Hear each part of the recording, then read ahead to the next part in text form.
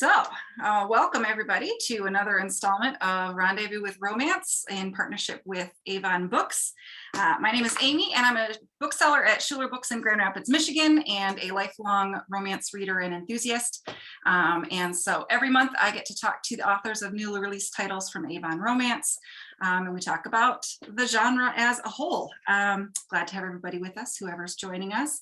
The titles that we'll talk about tonight, along with many, many others, are available in our stores and on our website at schulerbooks.com.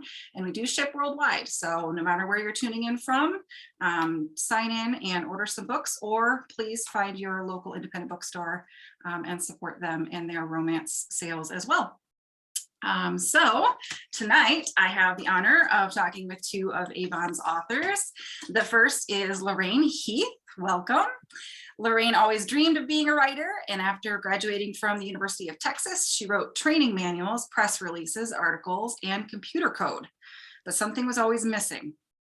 When she read a romance novel, she not only became hooked on the genre, but quickly realized what her writing lacked: rebels, scoundrels, and rogues. I am lacking those myself.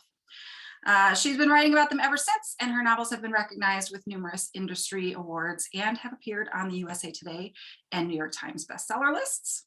Her new release, which I have behind me here, is The Return of the Duke. Love the red cover. It's the third installment of the Once Upon a Dukedom series, in which the dashing son of a disgraced duke teams up with a sultry beauty to thwart an assassination plot against Queen Victoria. Thank you for being with me tonight, Lorraine. Thank you for having me. Yes. And we also have Charis, a USA Today bestselling author who believes a romance novel is a long and entwining answer to the question, so how did you two meet? She loves making up new ways for fictional characters to meet and dislike each other before falling in love instead. She grew up on a peach farm in Texas and gave tours at a Disney World in college. Now can be found raising her family and writing stories from her screened-in porch in Northern Virginia. Her book is A Duchess by Midnight, with the lovely pink cover and the red hair. It is also the third installment in a series, the Awakened by a Kiss series, in which a former ugly duckling and a reclusive duke share a scandalous midnight kiss and find out if a marriage made in haste can be love's saving grace. Thank you for being with us tonight, Charis. It's wonderful to have you. Oh, it's my pleasure. All right. So I've given, the back of the book blurb of each of your books, but I would love to hear from each of you what you want people to know about your new release and where it falls in its series.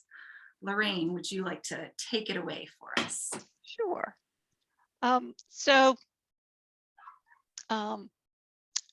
I have always kind of been fascinated by the idea of someone knowing what their future was going to hold, and then everything suddenly changing. And so in The Return of the Duke, Marcus Stanwyck was destined to inherit the dukedom when his father passed away, and he was he would have prestige and properties and wealth, and he was well liked, and he prepared his whole life to become a duke. And then his father commits treason, and he is hanged, and the crown takes all of the titles and the properties away, and it leaves Marcus, his younger brother, and his younger sister on the street with nothing at all. And so so his sister and his brother have already had their story, so this is Marcus's story, and he decided that the best thing he could do for his family was to restore honor to the family name. And so he has spent the past year trying to figure out who else was involved with his father in trying to assassinate the queen, because he's convinced that his father didn't do it alone. And he decides that after a year of having no luck, that there's one person who might have some information, and that is a woman that he believes is his father's mistress. And I know that for some people, there's kind of an ick factor of him getting involved with his father's mistress, but I don't want to give any spoilers, but I will say that Esme Lancaster is not who she appears to be, nor is she what she appears to be. Yeah. And so, but it's an enemies to lovers because he has his opinion of her and she has her opinion of him. But she also needs to know who was involved in the plot. She knows that it's still ongoing and she has her own reasons for wanting to know who is involved. And so they team up to try and figure out who was really behind this plot to assassinate Queen Victoria. And it causes them to have to work closely together. And it's very hard to ignore the attraction that they feel for each other. But I really enjoyed writing them just because I liked the dynamics of the enemies to lovers, because they are just so convinced they know who the other person is, and they really don't. Mhm. And the sparks fly right off the bat. You do start to wonder, like, oh, is this just gonna be him and his dad's mistress? But yeah, it's Lorraine Heath. It's, you know, it's gonna work out. It might be bonkers for a while, but it's gonna work out. All right, Charis, will you tell us a little bit more about the Awakened by a Kiss, and specifically Midnight? Sure, it's my pleasure. So the 3 books in this trilogy, Awakened by a Kiss, are inspired by sideline characters from fairy tales. So book 1 was about the huntsman from Snow White. And so these aren't fairy tale retellings, they're sort of fairy tale adjacent. So book 1 is not Snow White's story. Snow White is sort of a character that's like Snow White is in the book, but she's hardly in it. It's the huntsman story. Book 2 was inspired by Tinkerbell from Peter Pan. So her name is Miss Isabel Tinker. And then book 3, the one that came out this week, A Duchess by Midnight, is inspired by a wicked stepsister from Cinderella, and it's her story. So I wanted to focus on transformations and sort of makeovers in this book. And not, I mean, we talk about like what fabric looks good next to your face and, you know, how you should wear your hair and that sort of thing. But I talked about attitudinal changes and inner confidence a lot. So the heroine had kind of a bad mom and a bad childhood and was a really just a rotten girl until she had her heart broken at a young age and kind of had this personality overhaul as a result of being so very hurt. And she decides that she's a much better, happier person since the transformation, and she would like to get in the business of polishing debutantes who are sort of on the margins. They're awkward, or they're too loud, or they're too quiet, or they're shy. And so she wants to open a finishing school for debutantes that were kind of like she used to be.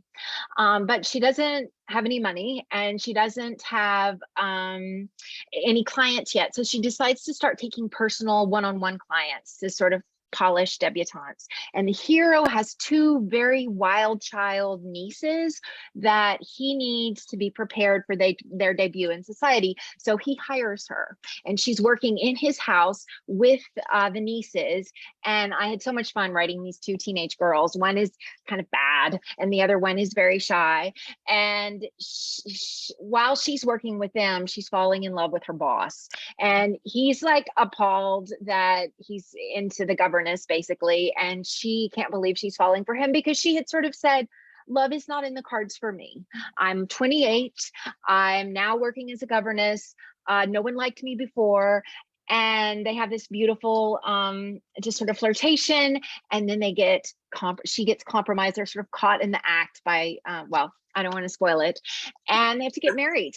And away we go with the rest of the book. So there's sort of employer governess trope, there's compromise trope, and then we've got these 2 teenagers that are kind of finding their way, and they're learning how to stand and how to converse and how to manage staff. And so it delves into that as well. I would love, I don't know if you have plans for this, but I would love to read the nieces' stories. Oh my gosh. They go in such different directions, but and such potential in each one. Right. Well, Fantastic. Imogene was the bad, quote unquote, bad niece, and she stole my heart from the very first line that came out of her mouth. And I would love to write her book because she was just so bad that you loved her. And then I was able to give her kind of a heroic ending at the end, but she definitely still needs to fall in love. So who knows? Yeah. She's got plans for the world. So Yes. watch out world. So I'm curious, you know, you talked about the fairy tale sort of adjacent retellings, where you get your inspiration from, or what your writing process looks like. Do you come up with character ideas first or plot point ideas first? What does that look like for each of you? Lorraine, you may go first. Unless you want me to.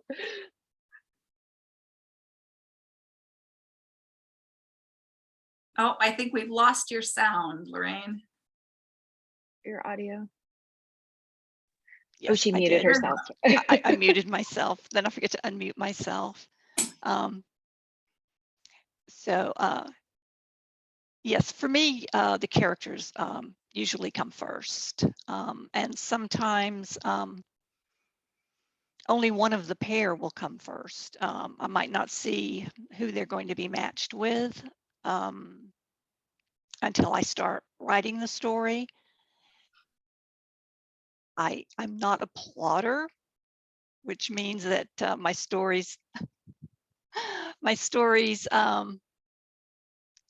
tend to need, have to go through them several times sometimes to figure out exactly how the story needs to flow to get the characters together. I usually have kind of a general idea of what the character storyline will be. As I mentioned, I had written originally, Once Upon a Dukedom was supposed to be 2 stories, Marcus's story and then his brother's story. But when I finished writing his brother's story, Scoundrel of My Heart, I wasn't sure what Marcus's story was, who his heroine was.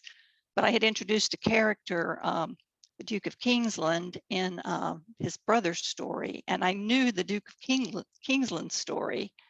And so I went ahead and wrote it. And while I was writing his story, I discovered a little bit of historic research that enabled me to see who Marcus's heroine needed to be.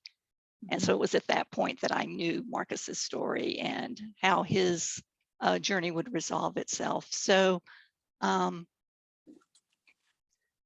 would be nice if all the stories came together easily. It's always amazing to me what will spark a story idea, or reading something and you'll get an image for a character. But I would say that for me, the characters always are the starting point for a story. Before I have you respond, Charis, Lorraine, while I have you here, and as we're talking about these little snippets of inspiration, I have to ask you about probably my favorite book of yours, partly because it is the most memorable, because it has a plot point that I have never seen ever in another romance novel. And again, it's sort of one of these bonkers things that just works out.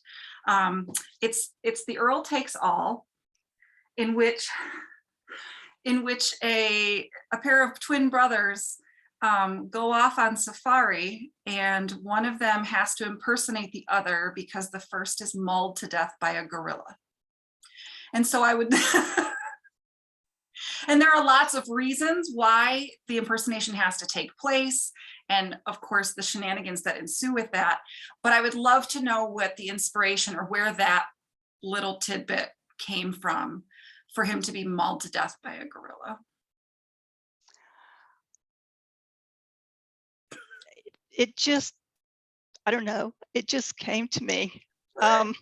Originally, I kind of saw him as dying of a fever, but once I started writing the story, the scene, it's just like, oh, this is what's going to happen. So I don't know, maybe it was all the the Tarzan movies I watched as a kid. I don't know, but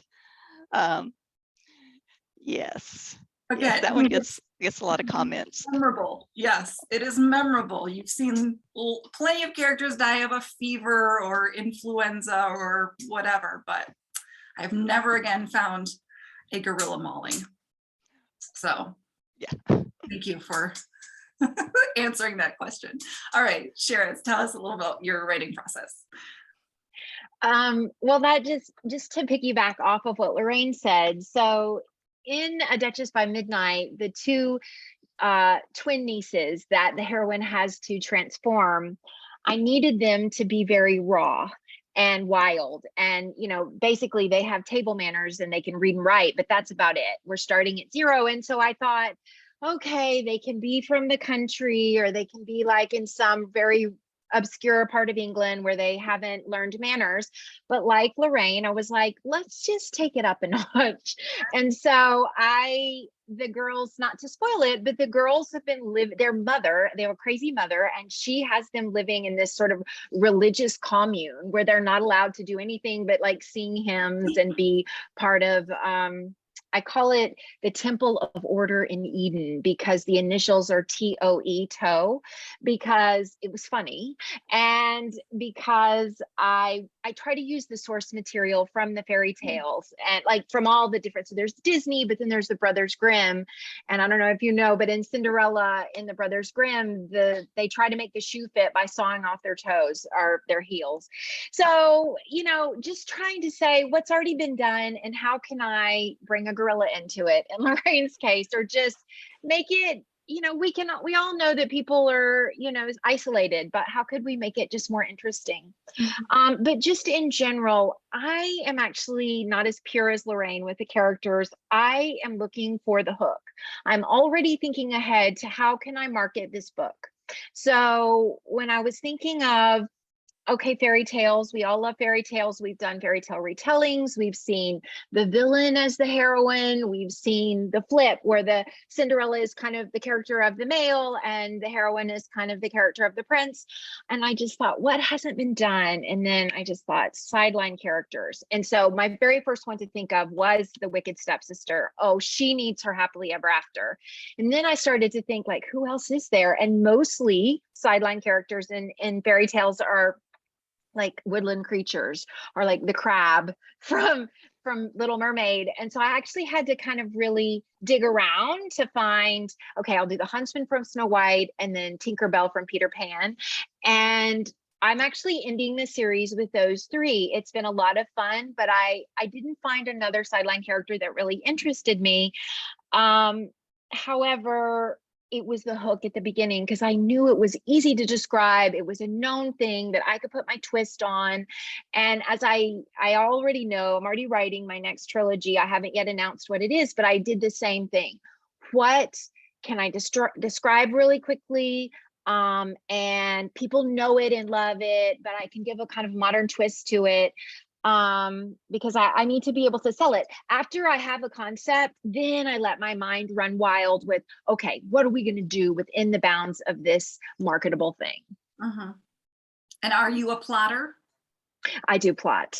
Okay. In fact, I'm surprised that Lorraine said that, because she's so prolific and her books make such beautiful sense. Like they're not necessarily linear, but they definitely follow a beautiful arc that we can all understand. And I just marvel at writers that don't plot, but it all comes together however you do it. Yeah, it all works out. All right. You've both been writing for, you know, different amounts of time, but you've been in the genre for a while. I'm curious how the genre of romance has changed over the time that you have been sort of an active participant in it. We talked a little bit before going live about, you know, the social media discussions that go on about pro and con romance novels and how those seem to cycle and circle. For myself growing up, there was a lot of stigma and shame about walking around with, you know, a cover like this. Even as a young adult and early adult, which is when I really started reading the most. I think I discovered Kathleen Woodiwiss in college, and then soon after was introduced to Julia Quinn, and it was just all downhill from there. But I'm curious how you, having been within the genre, how you've seen the genre change over time. Do you want to go first, Charis? Oh, I can. And then I'll make it quick.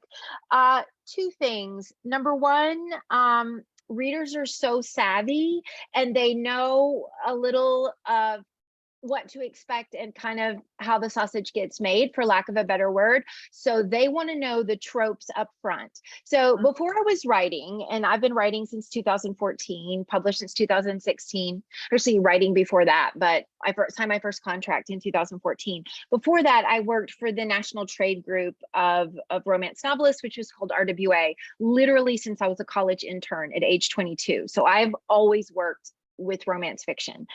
And what I see now is readers want to know upfront, what can I get out of the book? Okay, it's enemies to lovers, it's caught in a compromising position, and someone has amnesia.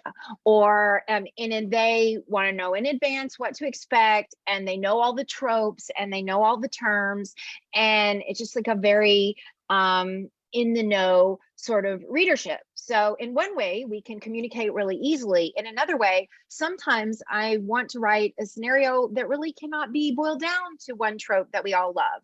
And it takes more to explain it, and there may not even be a name for it, but I still want to put it in. And I just think, like, how is this going to be described? And how can I get people on board for this unknown thing? A beauty of romance is expectation. So like, it's a known thing. There are no surprises necessarily. In the end, the hero and heroine, or the heroine, the two main characters are going to have their happily ever after, or their happily for right now. Yep. So there's a comfort in that. And so you want to deliver that comfort, but you also want to mix it up sometimes, and readers want what they want. The other thing I would say is I'm 50, and so I grew up on a jerk hero. I was Captain Von Trapp.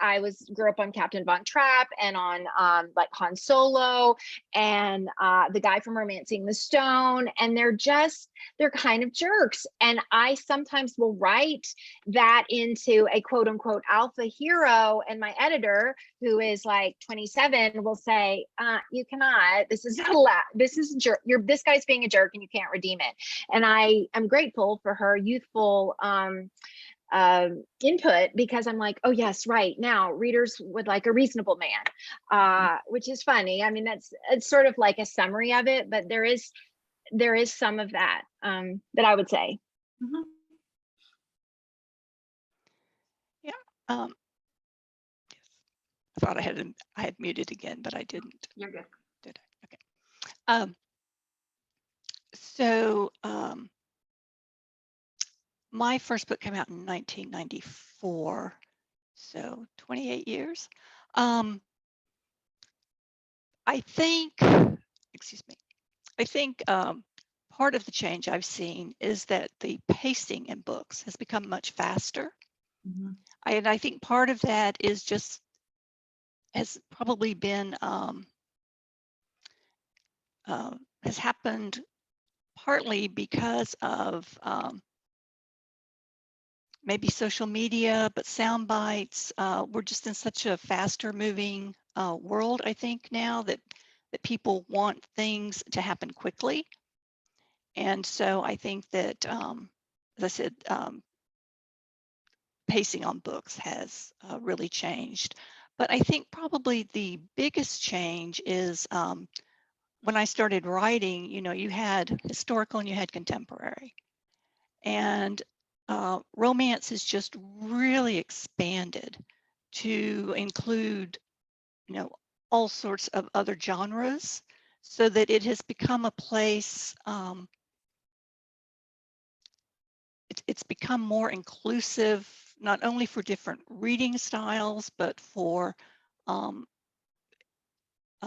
aspects, I think, of life, so that no matter what people enjoy reading, they're able to find that in romance. Mm-hmm. And I think that's a wonderful aspect of romance.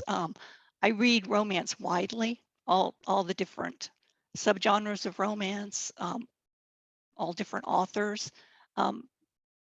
because you can find so many different things in Mhm. romance now, and it's one of the reasons why I think romance remains so popular, Mhm. is because it has expanded, and it's just opened things up for readers so that they can get different kinds of experiences. Mhm. Mhm. Yeah, one of the ways that we have promoted romance at the bookstore in the past is, give me a genre that you like to read, and I bet I can find a romance, in that sort of subgenre. So you like mystery, I can find you a mystery romance. You like fantasy, you like sci-fi, you like westerns, I can find one. Let me find the romance that will work with you. They're not all just, historical fiction bodice rippers. They're not all just candy cartoon cover romance. Like, there literally is a romance for everybody. So please, please let us help you find one. So both of you writing historical romances, I'm curious about how the historical setting that you have chosen to set your books in, how that sort of helps to shape your story, or what, if someone only reads contemporary, what they could sort of expect to find or maybe benefit from in a historical romance setting. So for my historical romance, I write the Victorian era, which goes from 1838 to 1901.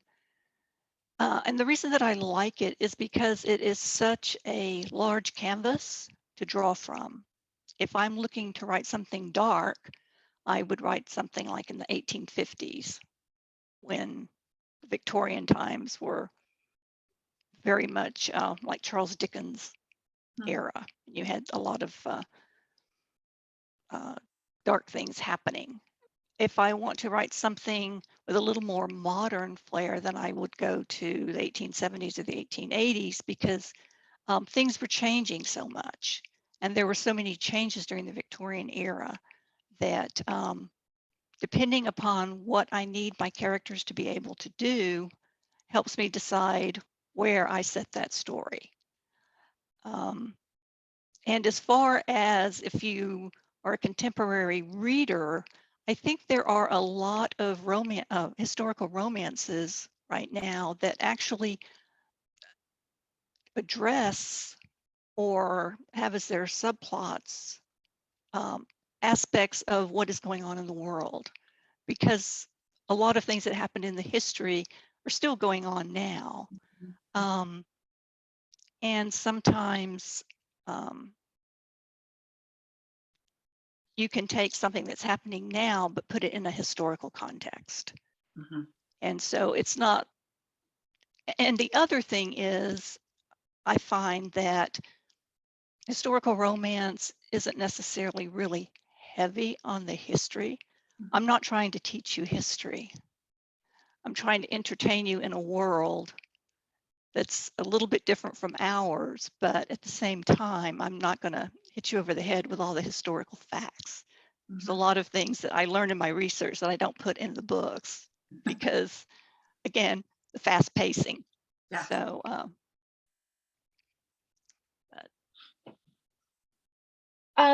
I do think, second to being commercial with my books, I am inspired by the history, and not necessarily I'm researching and something gives me an idea. It's, I have an idea, I look up how I can fit the history in, and if it happens to fall into place, oh my gosh, this works perfectly what I was hoping to do, then it's a win for me, and it's a win for the reader. An example of this, so my middle trilogy was called Brides of Belgravia, and in these three books, three friends marry three friends, which I will never do again, but at the time it sounded like a good idea.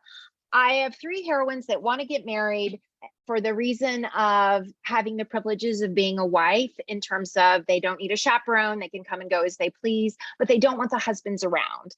And for various reasons, one of them is pregnant and one of them wants to move away from home, and the other one's being beaten by her uncle, whatever. They need husbands, but they don't want husbands, so they marry sailors. So I was looking for 3 heroes that needed money, because all these women are heavily dowered.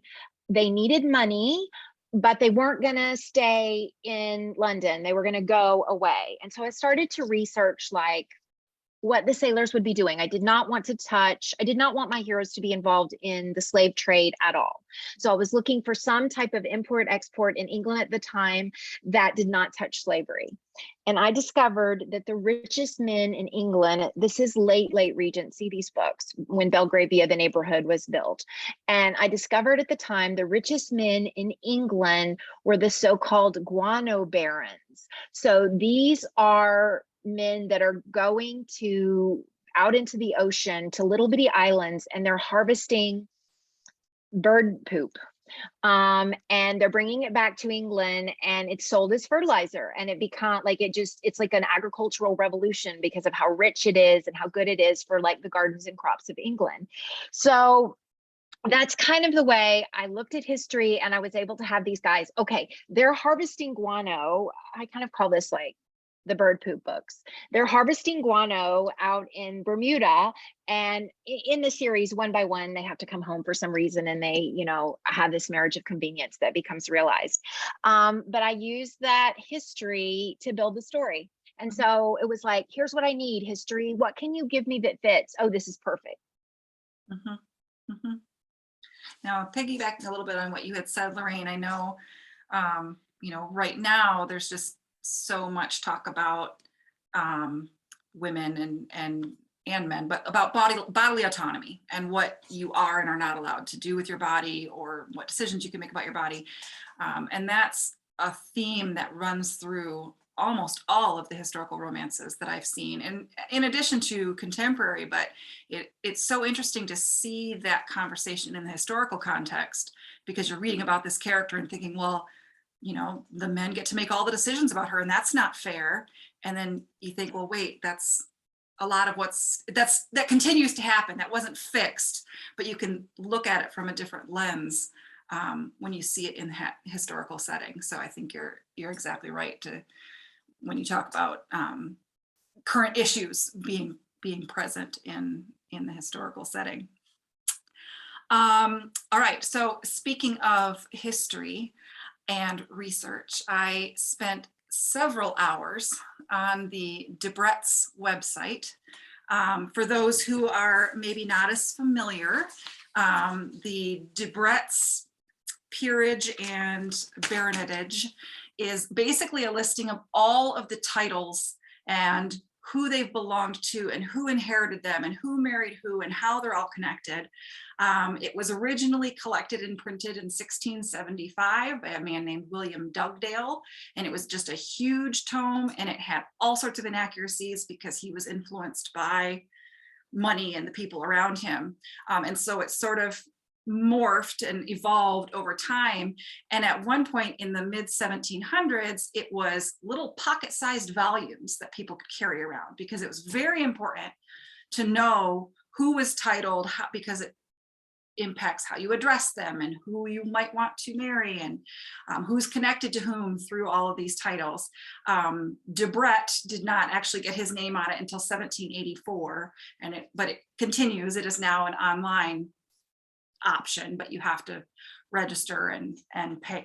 I did not invest money in this. I just went on the publicly available information. So I did learn, however, that the peerage is rooted in feudal times.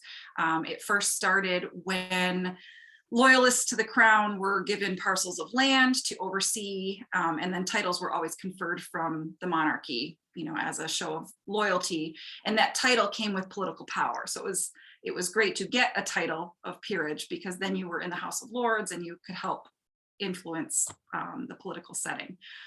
Also learned that Scotland had much more varied inheritance laws than England.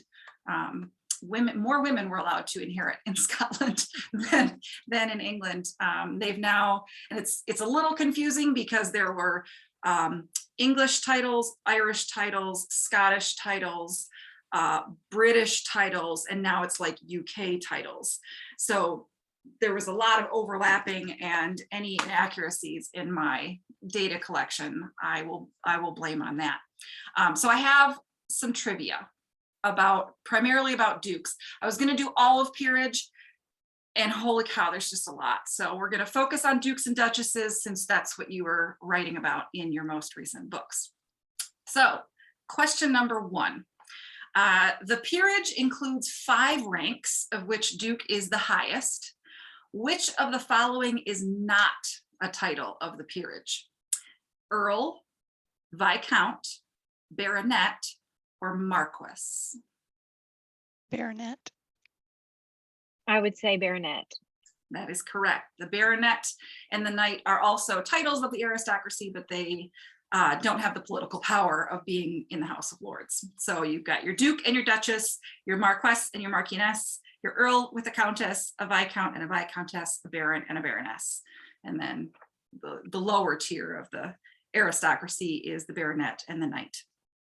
The word duke, that's number 2. Is that what you want us to do? Yeah. Just call it, Yep. call out the answer. Just call out your answers or any insight that you have, and we'll hope someone learns something tonight. Number 2, the word duke is derived from what? Is it the Welsh word du, meaning God, the Latin dux, meaning leader or guide, or the French douce, meaning suave? I think it's the French. I think it's the middle one. The Latin? The Latin. Mm-hmm. It is. It's the Latin word dux for leader. All right. But those other 2 words are actually, du does mean God. I thought that was pretty funny. We learned that at Texas A&M. I'm just kidding. Lorraine and I went to rival colleges. Oh, okay. When was the first English dukedom created? And this is just throw out a guess. I'm going to say the 800s. This is like The Price is right? It is. It is. Don't go over. Like, you get the closest, but don't go over. If I tell you it was created by King Edward III. Oh, I'm way too early. Is that the 800s or the 7? I don't know. No, it was 1337. Okay, we didn't go over. No, we did not go over. I got to make a note of that. King Edward III created the Dukedom of Cornwall in 1337. Many dukedoms were given to royal family members. So Debrett's does classify royal dukedoms and non-royal dukedoms. So the first non-royal dukedom was the Duke of Suffolk in 1448. All right, so since 1337, how many dukedoms have been created? Not as many as are in our books. We have so many dukes running around. Oh, I'm gonna say 35.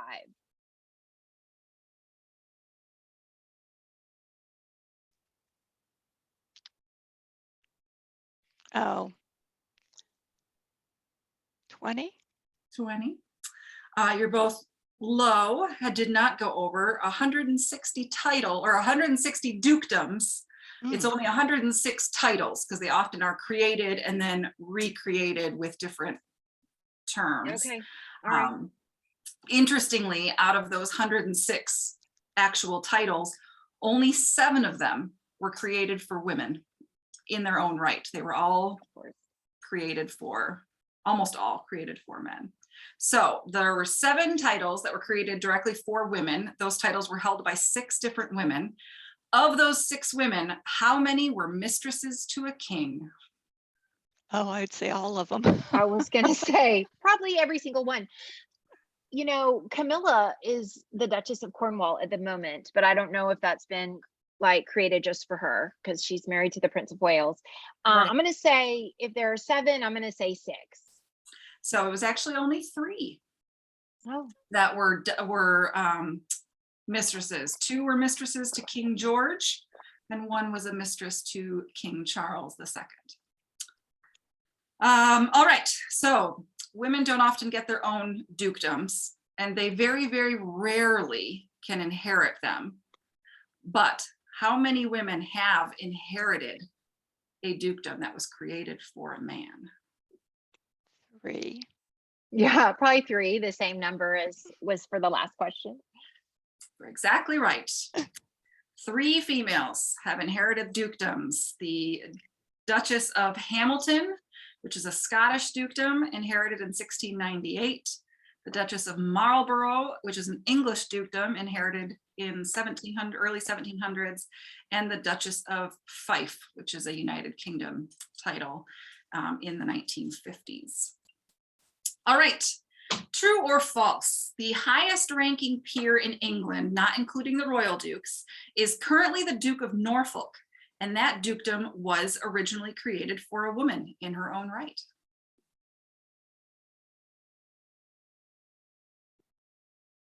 I mostly know the royal dukes. I'm not sure, probably because there are a lot of details there. It wasn't just they're like that question has 3 parts, so it sounds really specific. I'm going to say probably yes. True. Oh, was that the question? Yeah. Was it the Norfolk? Well, was the Dukedom of Norfolk originally created for a woman in her own right?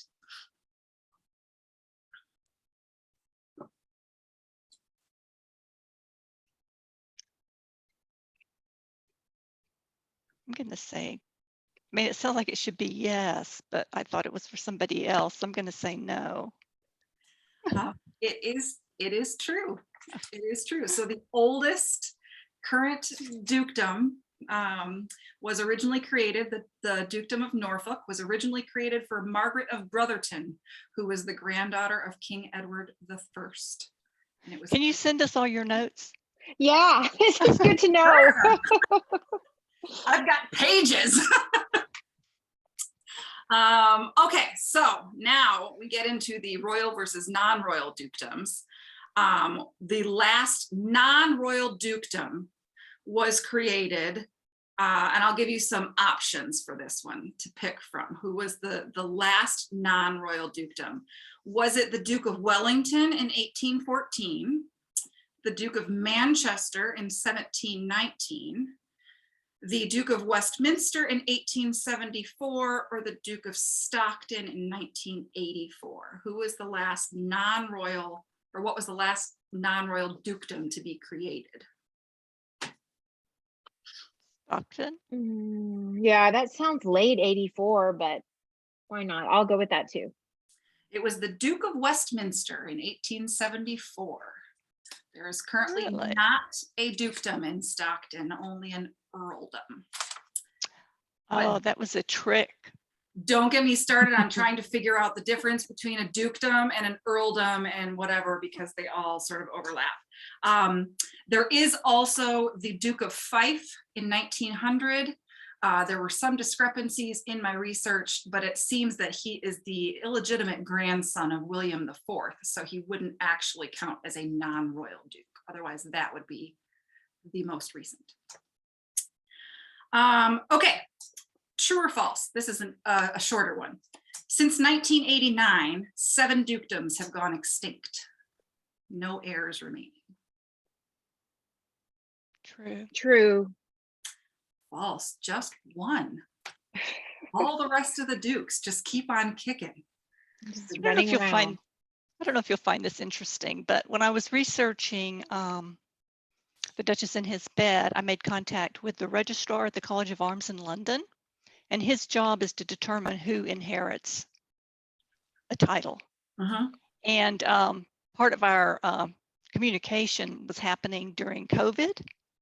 And he said that he got really busy during COVID because people had time while they were at home to start researching their family trees. And so he was getting all these requests from people who were claiming titles that that they thought that really belonged to them. That they had claims. Yeah, there is a Yeah. whole extensive process about if there's not an immediate direct heir, like because when the dukedom is created, based on what I read, it's created with like the specificity of, is this one that will be inherited, or is it only for your lifetime? Can it go to your male kids, female kids, only to a male? I mean, all sorts of rules, which is why Debrett's was so important to keep track of all that, because it wasn't just easy, straight rules for everybody. But yeah, no, I believe it, that you start tracing your lineage back, you get your DNA back. Okay, so now we get a little bit more current. So we have the Prince Charles currently also holds the title of 3 dukedoms: the Duke of Cornwall, the Duke of Rothesay, and the Duke of Edinburgh. How many other people also hold concurrent dukedoms? So more than one dukedom at a time. 1, 3, or 5? 3. Is it, are we talking only royal dukes? Any dukes, any anybody. I agree. Okay. Has, I think it's just, I'm gonna just say 1, just to be different than Lorraine. 1. I So think there's it's, go ahead. I think it's only the Duke of Cambridge. So there is one other individual who holds 3 titles, but there are 5 individuals that hold more than one dukedom. So in addition to Prince Charles, there is also Charles Gordon Lennox, who is the Duke of Richmond, Lennox, and Gordon. So they're both Charleses. But an interesting number was that, including all the royal dukes and all the courtesy titles that people have, 31 dukes hold nearly 200 different titles in the UK. So they've got 37 dukedoms, 21 marquessats, 57 earldoms, 17 viscountcies, 45 baronies, and 21 lordships. So once you get a title, they just sort of load them on. All right, 2 more questions. The Duke of Lancaster is a royal dukedom. Who is the current Duke of Lancaster? Is it Prince Charles, Prince Andrew, Prince William, or Queen Elizabeth? It's got to be Andrew. Is Andrew the one that just got kicked out? I forget. I'm going to say Andrew. Yeah.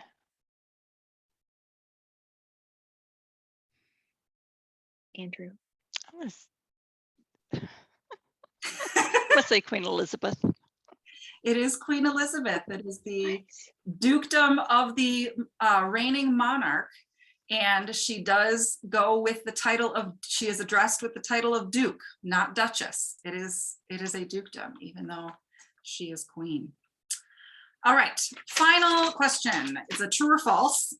And it is that Prime Minister Winston Churchill received a dukedom in 1955 from Queen Elizabeth II. I'm gonna say false. I think he was already living at Blenheim Palace. I don't I know. think so I'm going to was say his false brother. too.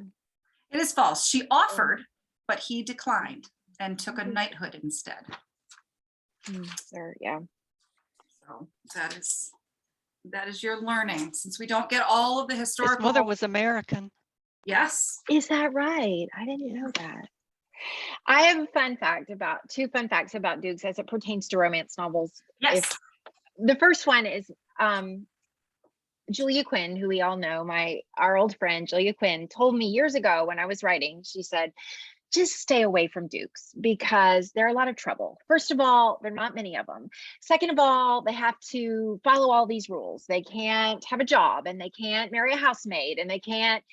And, you know, back in the day, 10, 15, 20 years ago, you didn't see as many dukes as you do now. And people were sort of following. And then, of course, the first Bridgerton novel to be made into the show was The Duke and I. So that's kind of, that was good advice at the time, but it was outdated, but it stuck in my head, and everyone was doing dukes when I was starting to title my books. And I just said, I'm not going to put Duke in the title. I'm going to be different. And another friend of mine, Lenora Bell, said, Charis, I have a cat, and this cat, I like one kind of kitty litter, and it is self-plumping. And when I go to the store and I'm looking at all the sacks, I only look for one word, which is self-plumping. If it says self-plumping kitty litter, I will buy it. And she said, Duke is the self-plumping of romance novels. If you put Duke on the cover, then that's what people are looking for. And I was like, you know what, why am I fighting this? So that's when I started to use Duke or Duchess on the title. And it is, Dukes are the billionaire, billionaire is a very popular contemporary romance character, and Dukes are kind of the billionaire of historicals. So yep, without being royalty, they have all of the power, all of the privilege, all of the prestige. They basically are God and can do whatever they want. So yes, all part of the fantasy. All part of the fantasy. Yes. No, one of my main roles at the bookstore, and aside from romance and just hand selling romance, is I'm in charge of our used book department, which takes up about a third of the store. And right now I have a whole end cap of used romance novels that have Duke in the title.